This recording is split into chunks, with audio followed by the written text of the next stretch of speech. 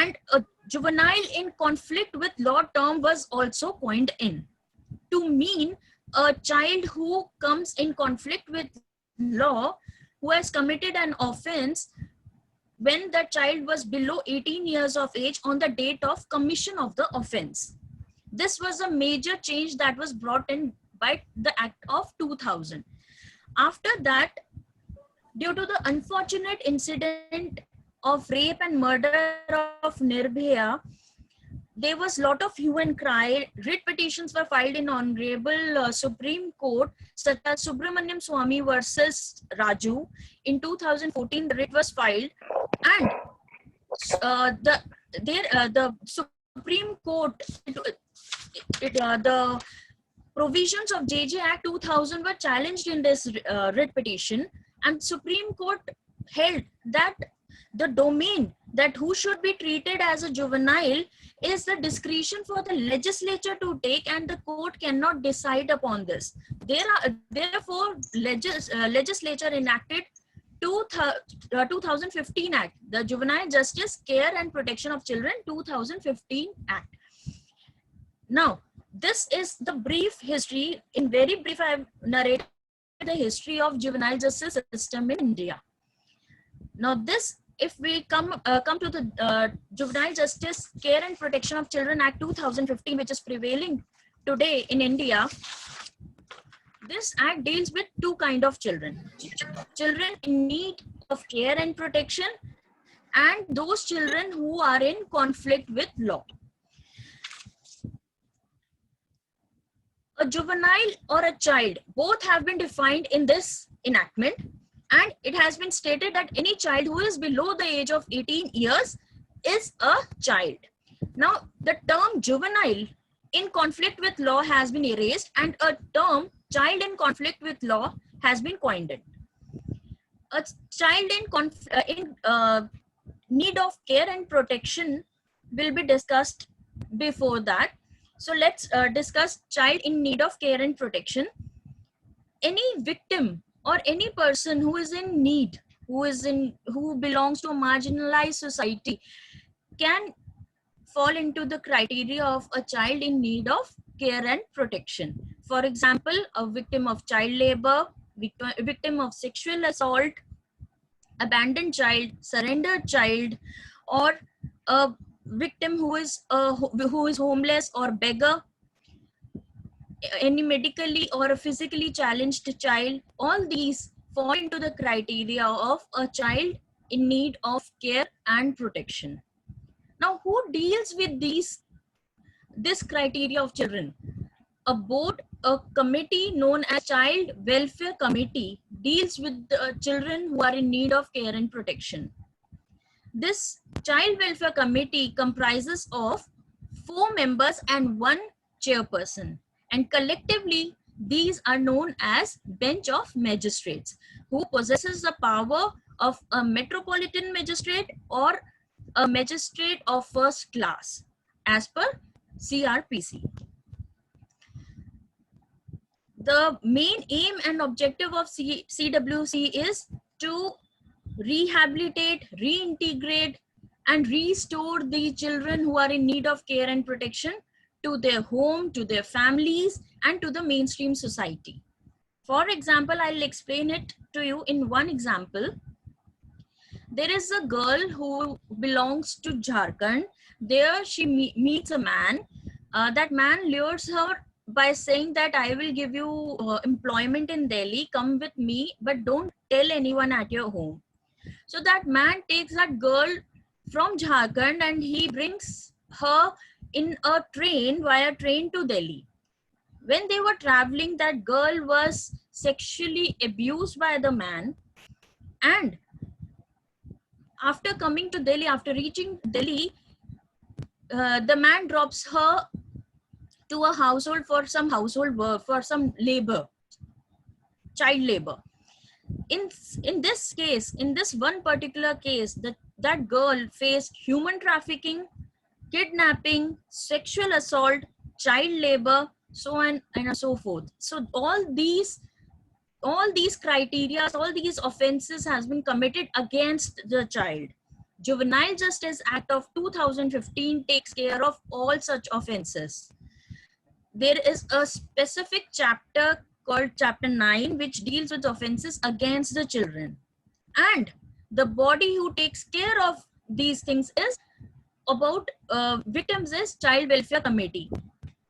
Child Welfare Committee, when comes in contact with a child who can be produced before a committee by police or by any NGO or Childline India Foundation, which is a government sponsored NGO, or any public spirited person. In that case, the CWC will inquire into the matter and inform police. If police has not been informed, they will inform police about such case and take care about the best interest of the child. If the child needs to be sent back to her house, his or her house, they will restore the child back to their family. So this is a brief functioning of CWC, who takes care about children in need of care and protection. Now coming to children in conflict with law. Any child who comes in conflict with law, or any child who is in need of care and protection, as soon as they are brought before Child Welfare Committee, or in case of child in conflict with law, they will be brought before a Juvenile Justice Board. The very first thing these boards or committee would do is to determine the age of the child.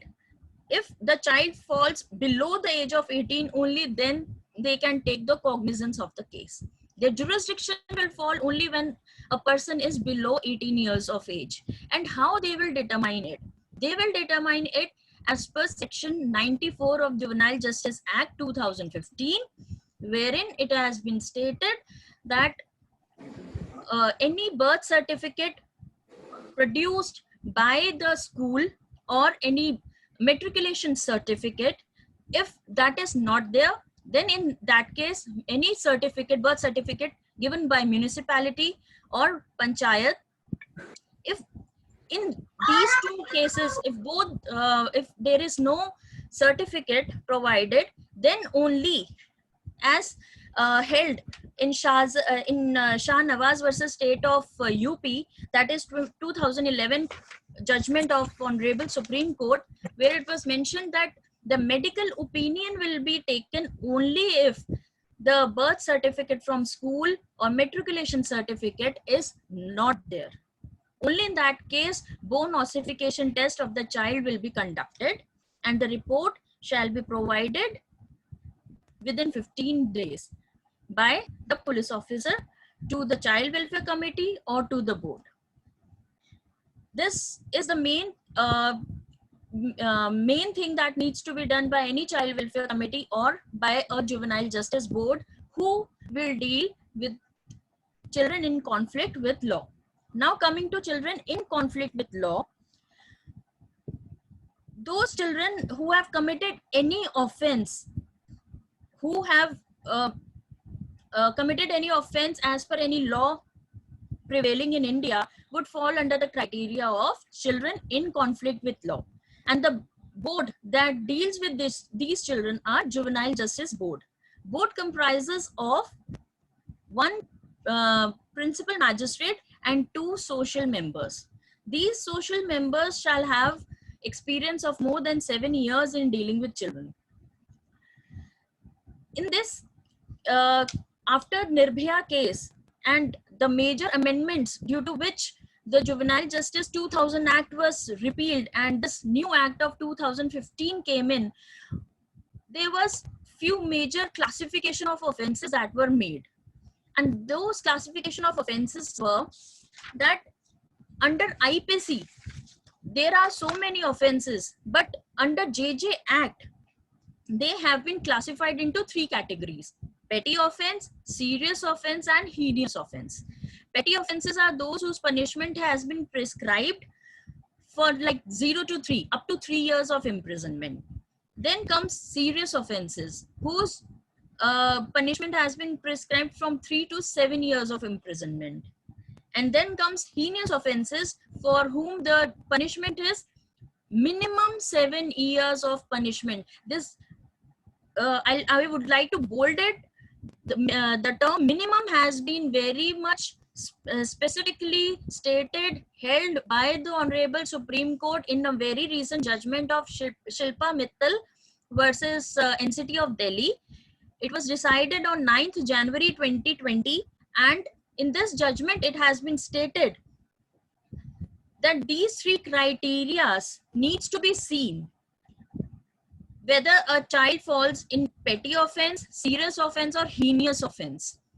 Now, heinous offense, only those offenses, for example, rape, murder, waging a war against the Union of India, or offense under Section 397 of Indian Penal Code would fall under the term of heinous offense, including 304B. Section 304B of IPC, dowry death, falls under heinous offenses. Apart from them, all those offenses whose either the punishment has been provided, like say up to 10 years or up to life imprisonment, but no, it is not mentioned that minimum 7 years of punishment shall be given. In that case, they will be treated as serious offenses. For example, 392, 394, 307, 304. The case of Shilpa Mittal dealt with 304, Section 304 of IPC, wherein punishment for culpable homicide not amounting to murder has been stated. Shilpa Mittal case deals with the case where the juvenile was treated as an adult by the Honorable Juvenile Justice Board and was sent to children court. That was done after preliminary assessment, and I would discuss it later. From there, appeal was filed before Honorable High Court, and then it was the juvenile appealed before Honorable Supreme Court, and there it was decided that heinous offenses will only be those where minimum 7 years punishment has been prescribed under IPC. Now, what procedure needs to be followed when a case comes under petty offense, serious offense, or heinous offense? When a case falls under petty offense, then procedure of summary proceedings as per CRPC needs to be followed, mentioned under section 261 to 265 CRPC. That procedure needs to be followed by the Juvenile Justice Board. If a case falls under serious offense or heinous offense but committed by a child below 16 years of age, then a procedure prescribed for trial in summons cases would be followed. Now, what happens and what is a major amendment after Nirbhaya case that this new amendment of 2015 came? That is the principle of preliminary assessment. This principle of preliminary assessment came in where which has been mentioned under section 15 of Juvenile Justice Act and rule 10A of Juvenile Justice Rules 2016, and it clearly states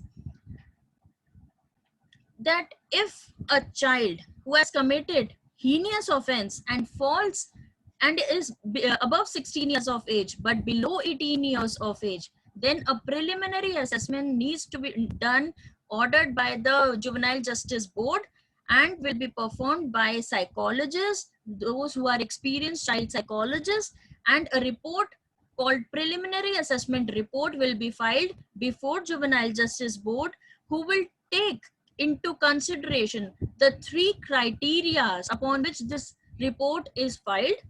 Now, what are these three criteria? They are, first, that what was the physical and mental capacity of the child when the offense was committed? Whether the child was physically and mentally capable enough to do the act. For example, there was a child who was around 17 years of age, but he was accused of he was accused of an offense under section 397, that is dacoity or robbery by using a deadly weapon, and he used a knife in committing that offense. But he was also accompanying an adult who asked him to perform the offense, and this child was not mentally capable. As per the psychologist, when the preliminary assessment was done, the psychologist gave the report that the child does not possess that much IQ to perform the act. And on the basis of that, Juvenile Justice Board kept the child in the board. The case was taken up, the trial was done by the board itself, and the case and the Juvenile Justice Board decided that the boy was innocent, he did not perform the act, and that was a matter of trial. But during preliminary assessment, it is just an inquiry that is done by the Juvenile Justice Board. It is not the trial. And during assessing the physical and mental capacity, it needs to be seen whether the child is capable or enough to perform the act or not.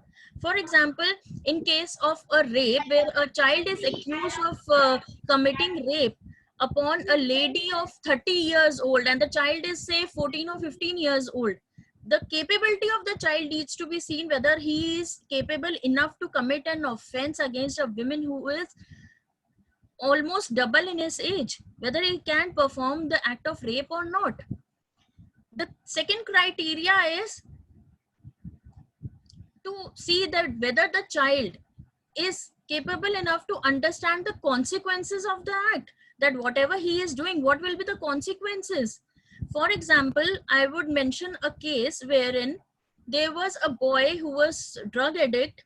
He came to his house, asked for money from his father to because he wanted to purchase some more drugs, and his father refused to give him money. Thereafter, he came in anger and he stabbed his father. He stabbed his father several times that he died on spot. Later on, he realized that what he has done. So at the time of the offense, he did not realize the consequences of the act, that what will happen to his own father, what will happen to his own future. That needs to be seen by the Juvenile Justice Board. The third criteria would be whether the child knows the circumstances, in what circumstances the act has been done. For example, there can be a situation where a child has gone somewhere and he was just a bystander. Some activity took place, and in order to self-defend himself, he did something which ended into a murder of someone else. But he did not have the intention. He was just a bystander, but the situation happened in such a manner that in order to defend his own body, he need to do something. So the circumstances led him to do a particular act. So these three criteria are seen in case of preliminary assessment, where the Juvenile Justice Board would examine and or pass an order. If the Juvenile Justice Board feels that in a particular case the children should be tried before the board, then the trial will begin. Otherwise, the child will be sent to an adult court, that is children court, for trial, and they will be the trial will take place in the children court. If the trial is taken place in the board, then what happens? Then notice is framed, cognizance is taken, notice is framed, charge, we do not mention the word charge, we say is notice. Notice is framed against the child. He is asked to plead guilty or not. If they do not plead guilty, then evidence and all those trial procedures take place. And after that, according to section 18 of Juvenile Justice Act 2015, an order is passed. The sentences that can be given by the Juvenile Justice Board have been mentioned under section 18, which states that Juvenile Justice Board can give maximum punishment of 3 years. A Juvenile Justice Board cannot give punishment for more than 3 years to any child. But Section 21.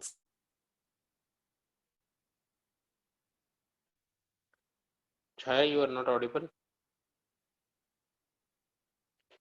Chaya, your video is stuck on. Chaya, can you hear me?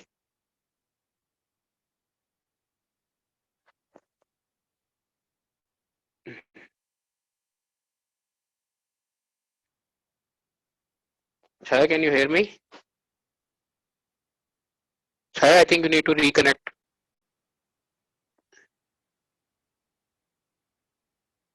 I request the speakers to be online.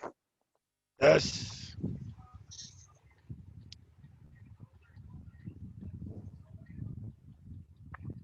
Speaker is just reconnecting back in a minute.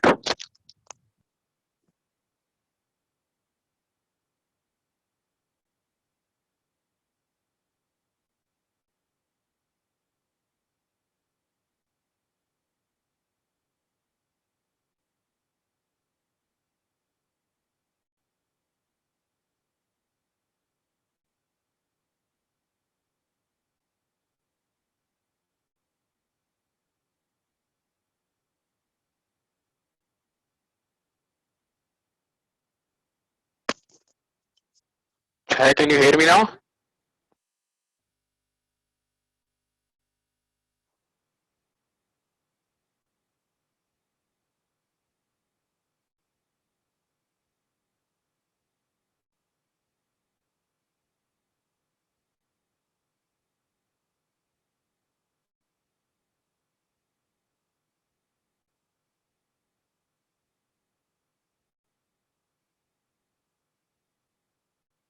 There is some technical problem. The speaker is coming back to us in 5 minutes or in another 2-3 minutes.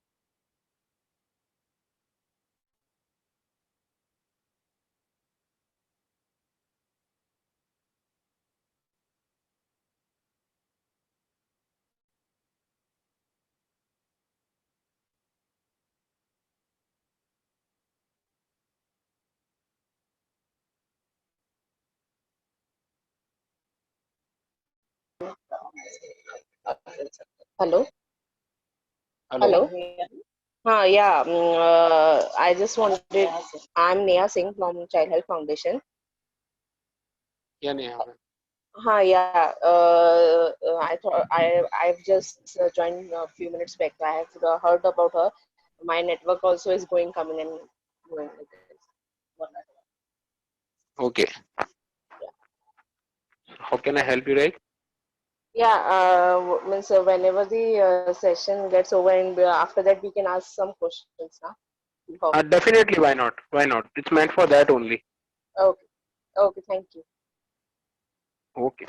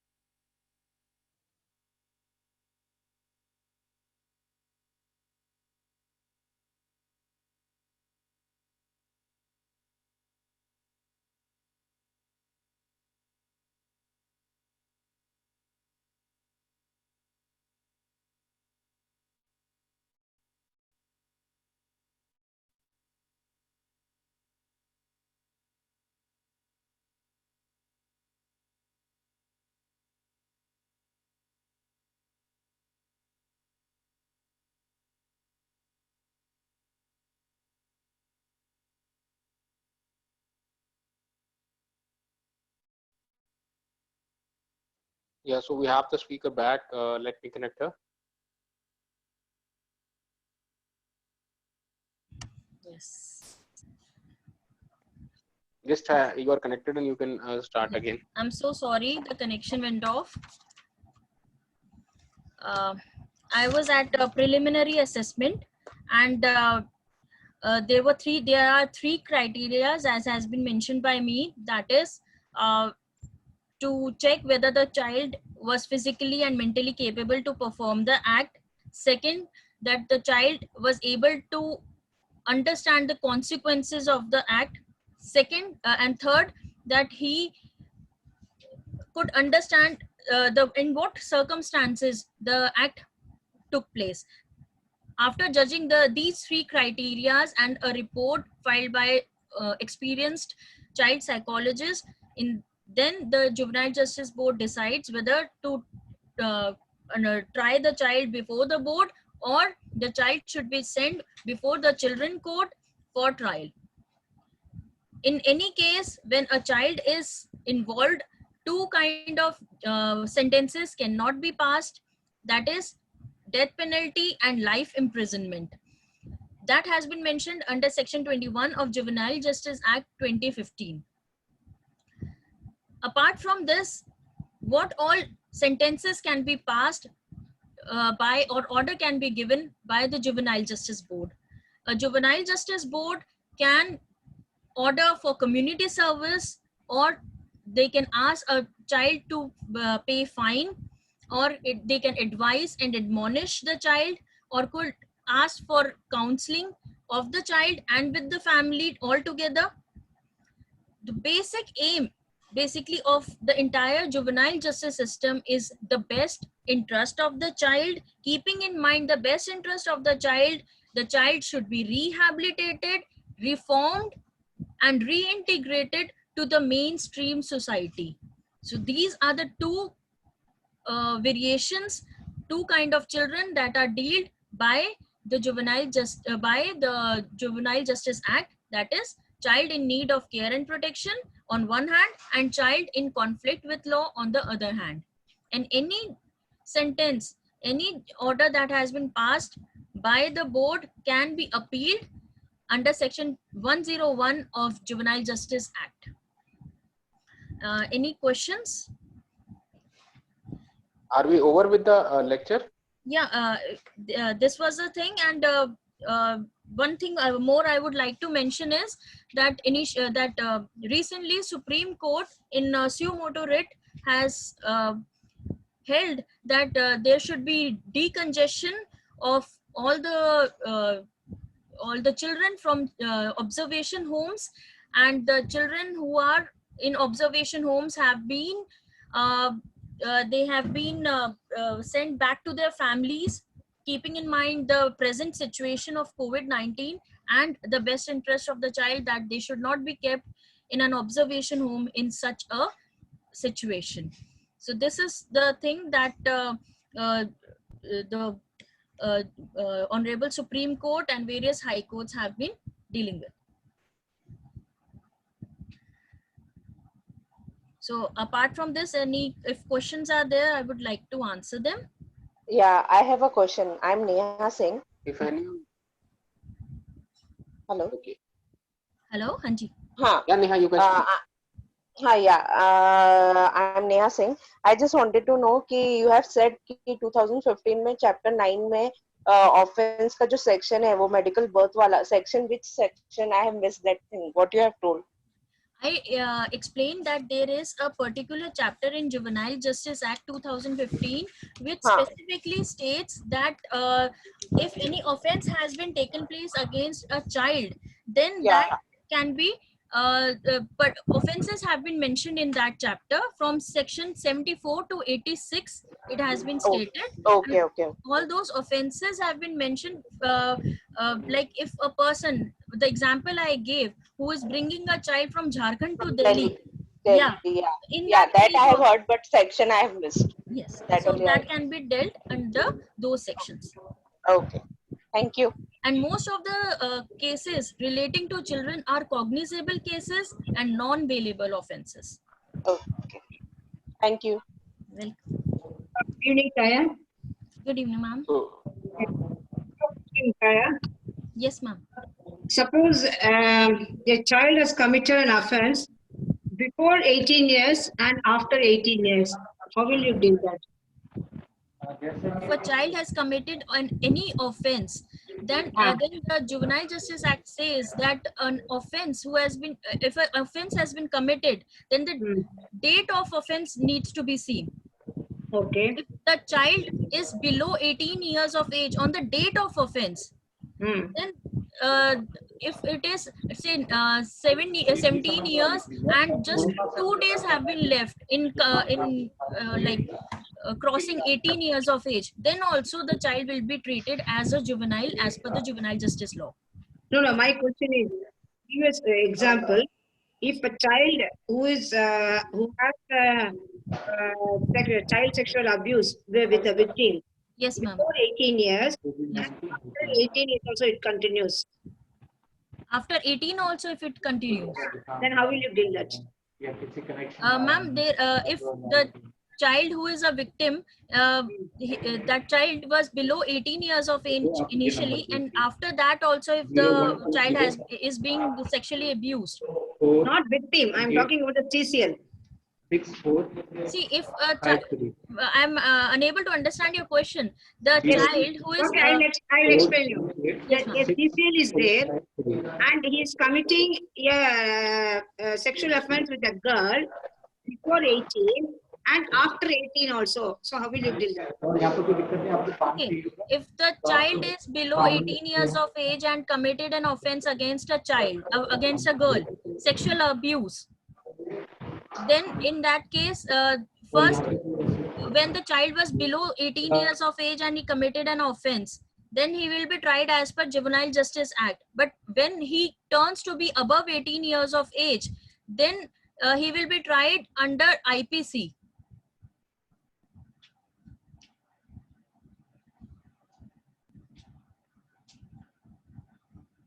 Chaya, can you hear me? Yes, yes. I have a question that how much time is taken by the board to decide this, that juvenile is to be sent for trial in sessions court or it will be trial before the The board inquiry itself? needs to be done within 4 months, and that has been mentioned under section 14 of Juvenile Justice Act, that the entire inquiry by the Juvenile Justice Board needs to be completed within 4 months, and in any special case that reasons needs to be specified, then 2 months additional can be given to the board. So maximum you can say 6 months. So there is an extension of 6 months, right? So maximum 6 months. Okay. So any other listeners, if they have any other question, I think they can raise it now. You can have a direct conversation with the speaker. Yeah, hi. Else I am going. Chandana Singh, can you hear me? Yes, yes, ma'am. Yes, we can hear you. Hi, so I'm Chandana Singh from Om Creations Trust, and I'm also a lawyer from Campus Law Center, Delhi University. Yes. My question is that in a child under the need of care and protection, I missed a bit of that. Is there a criteria for children with physical and mental difficulties? And Yes. if it is mental, could you elaborate a little bit on what categories are sort of included in that? If at all, there is a list of categories. Thank you. Yes, ma'am. Thank you for the question. And child in need of care and protection includes all those children also who are mentally and physically challenged. It is also specified in a particular section under JJ Act. I would like to mention that. Section 2, clause 14 states those children who are in need of care and protection, and it specifies those children also who are physically and mentally challenged. So all those procedures who are for other children in need of care and protection are applicable to these children also. Thank you. Thank you. Yes, that's helpful. Thank you very much. Okay, thank you. So Chaya, one more question which arises here for consideration is Yes. that can you tell what is the major or the drastic change what has taken place in the Juvenile Justice Act after the Nirbhaya's case? After the Nirbhaya's case, the major the change that came came forth was the three classification of offenses, that was petty offense, serious and heinous offense, and secondly the principle of preliminary assessment that came in, treating of a child like an adult has been brought in after this Nirbhaya case only, because the child who was involved in Nirbhaya case, that the accused was of 17.5 years old boy, and he was served for 3 years. The maximum punishment that was sentenced to him was 3 years by the Juvenile Justice Board. And after serving that punishment, a lot of hue and cry was there in the society that only 3 years punishment was given to that child accused. So therefore this major change in Juvenile Justice Act was brought, and the principle of preliminary assessment states that if any child is between 16 to 18 age gap and has committed a heinous offense, then that child can be treated as an adult and the trial can be taken place by the children court. That is the court Okay. of session. So even in that case also, a trial can take place of a person who is of 16 to 18 years of age, and that if he or she has committed a heinous offense, Yes. like the one as done in the Nirbhaya's case. Yes. So for And that category, it has been defined, so, right? Yes. Yes. So if any other speaker does not have, any other listener does not have any other question, I think we are concluding with this lecture. We are very thankful to Ms. Chaya Khosla for giving her valuable time out of the busy schedule and utilizing it by giving a knowledgeable lecture on this JJB. I think most of us was not clear with the basic structure of this act. And by today's lecture of yours, I think we all have got a basic clear mindset that what is the JJB all about and what are the principles underlying it. So thanks a lot for today's lecture. Sorry to interrupt, but I have a question. Sorry, I joined in a little late. So I just Yes, have one Siddhi. clarification. Siddhi, please. Yes. Good afternoon, Chaya ma'am. This is Siddhi. Good afternoon. Ma'am, I just need a little clarification on the fact that what is the extended age of juvenile court jurisdiction? The extended age is 21 years. And ma'am, can you tell me where is it mentioned? Like what section is it?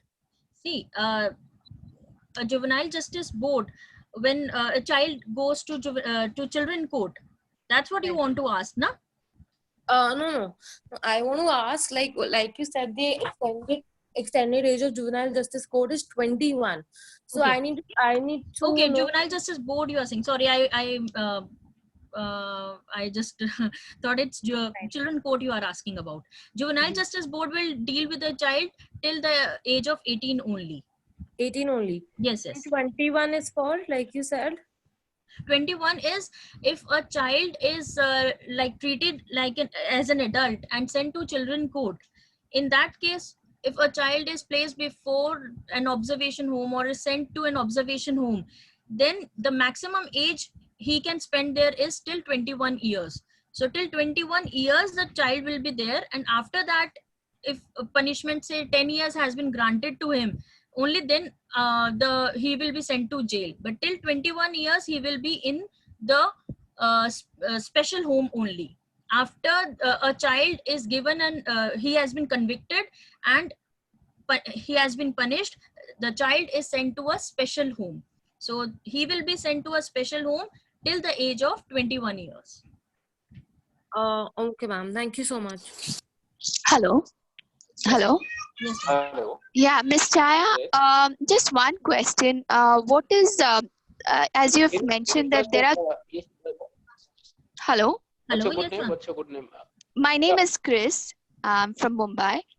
I'm also a professional social worker. Just that, That's very good. yeah. So in regard to law, we are still learning.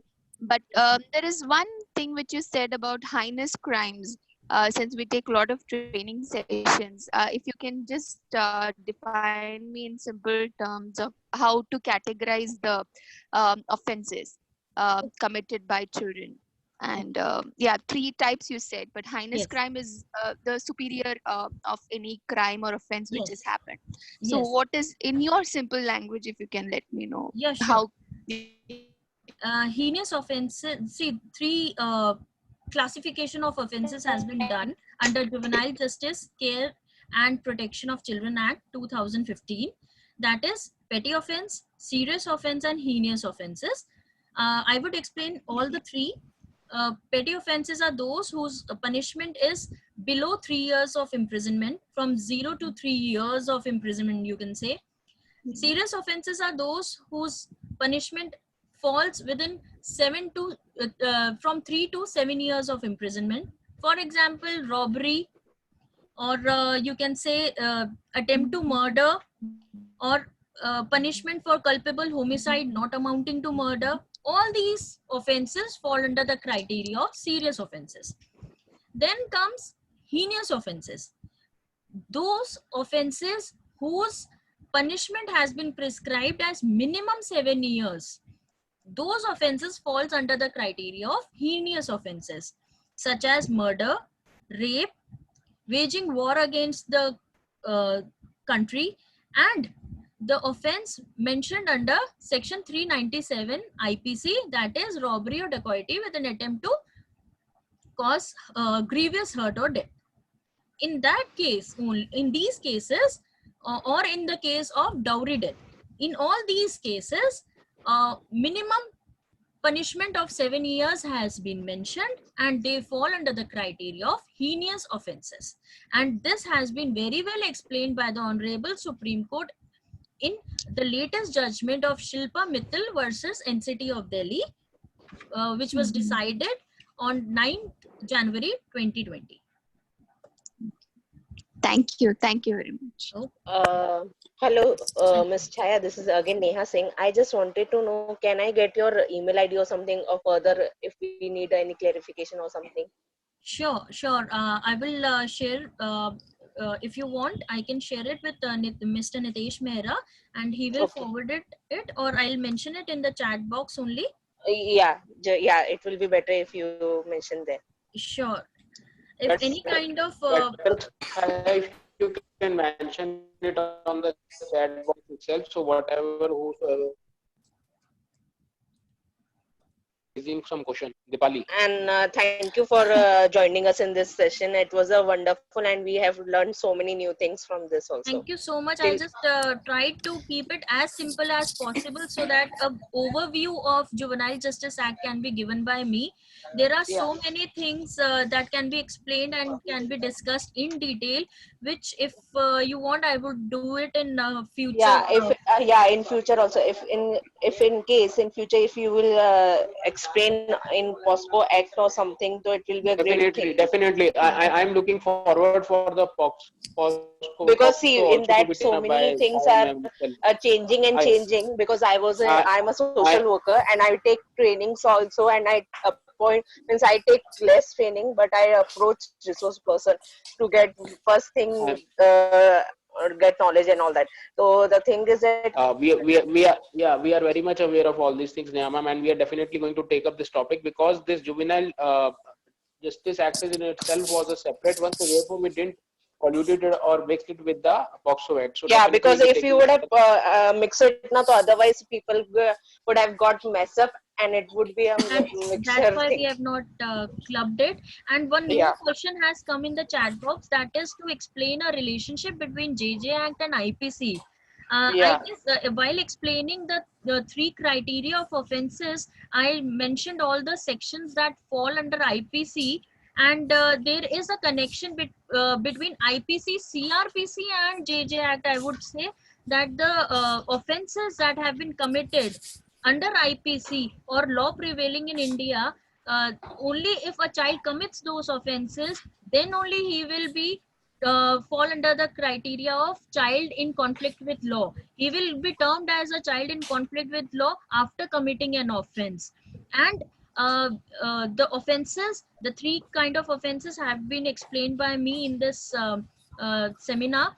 And also there is a relationship between CRPC, because summary proceedings in case of petty offenses and trial in case of summon, which is followed in summons cases, is taken up in serious and heinous offenses performed by a child below 16 years of age in case of heinous offenses. So this is the three criterias and the relationship between IPC and JJ Act. Thank you so much, Chaya. Hello. Okay. Hi, this is Dipali, and I'm a professional social worker working in an organization named Udayan Care. We Okay. run a children's home for orphan abandoned children, and I had this question, and I'm not sure whether this workshop would be the right workshop to answer to ask this question, or should I be asking this in the next workshop on POCSO. But then I wanted to raise this question that in childcare institution there are activities related to sexual exploration among the inmates, right?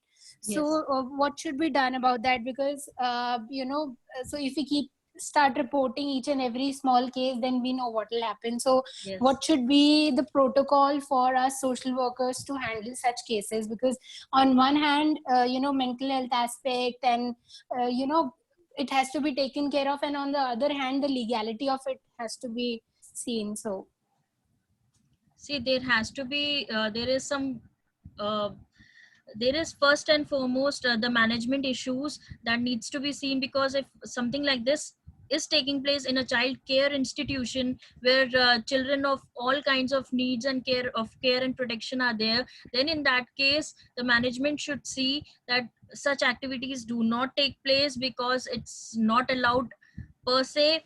It's against the Juvenile Justice Act, and the punishment is also there for the same. But as you said, there is practical difficulties which I know I've dealt with them personally when I was working with CWC.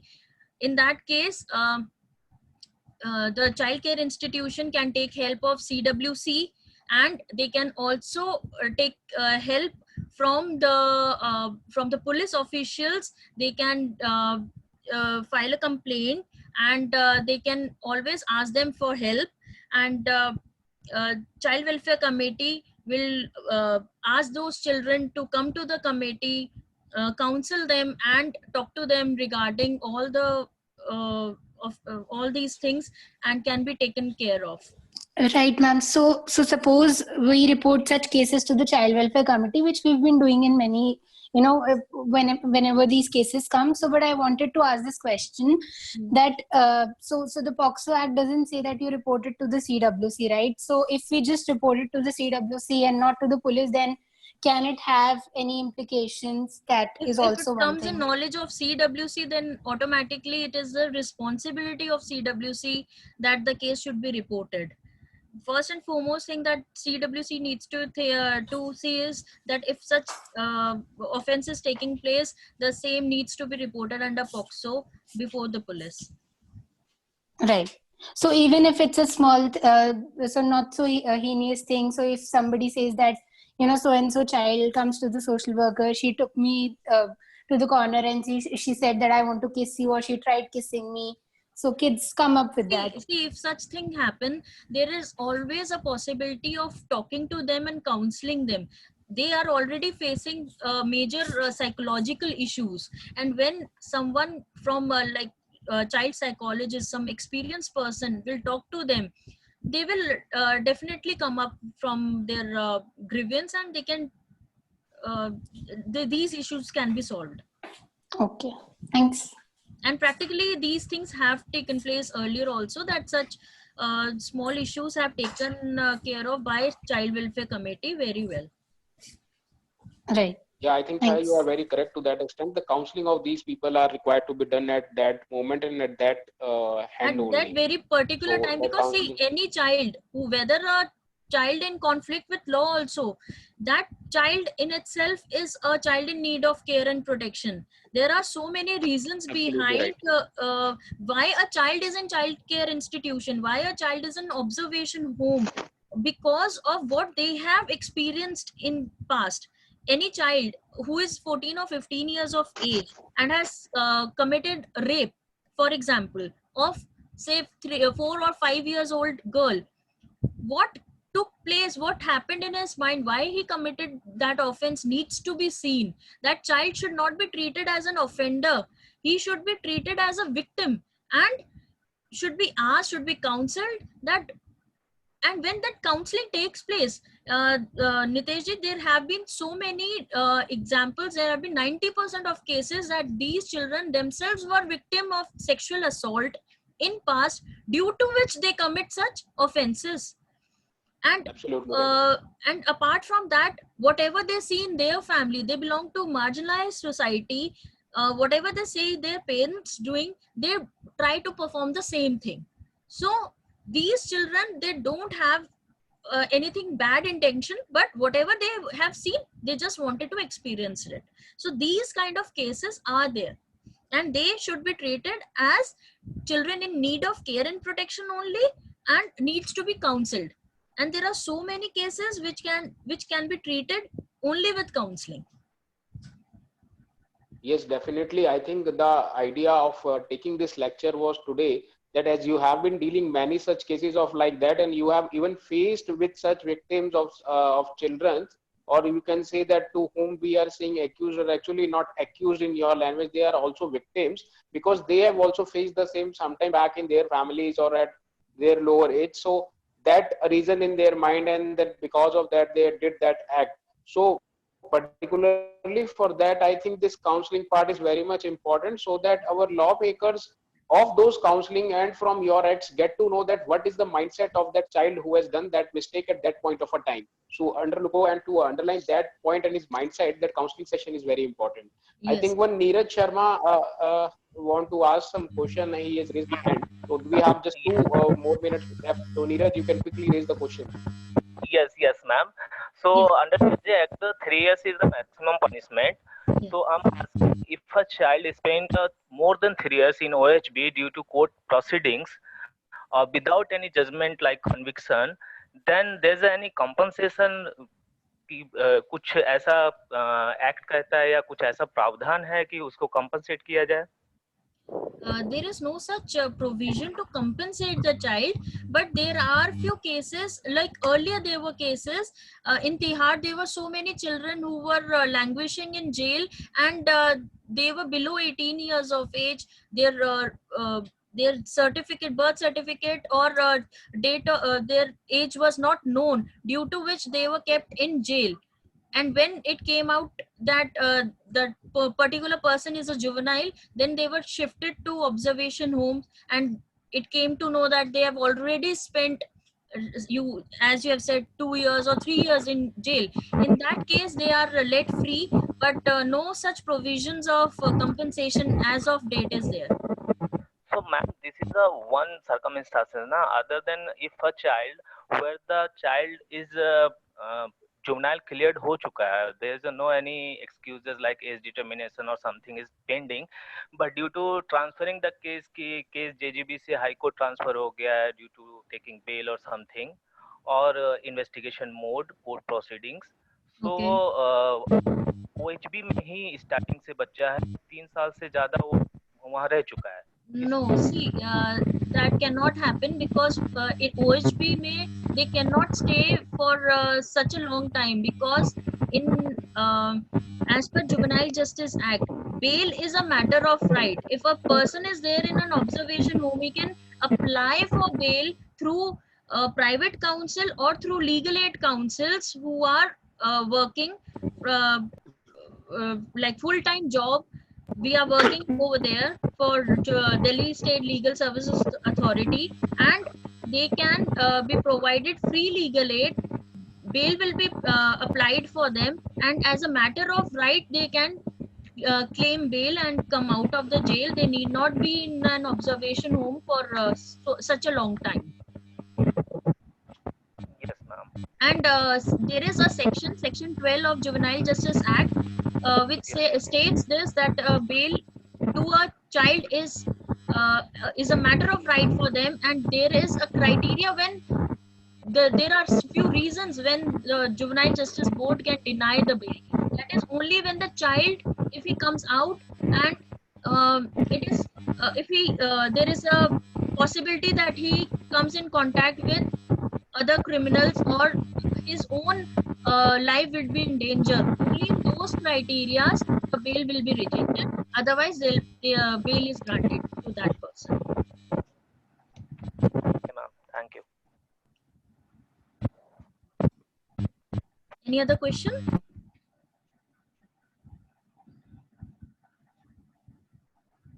With this, ma'am has answered all the questions. I think there's no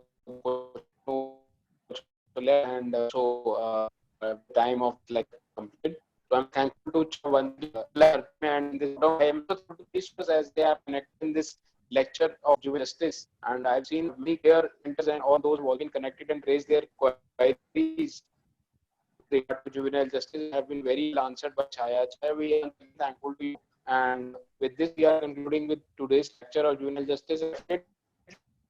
We are going to come back with a very soon, as soon as the lecture gets scheduled, and I will pause much. Thank you for inviting me. Thank you so much. Thank you, Nitesh and Chaya. Thank you very much. Thank you.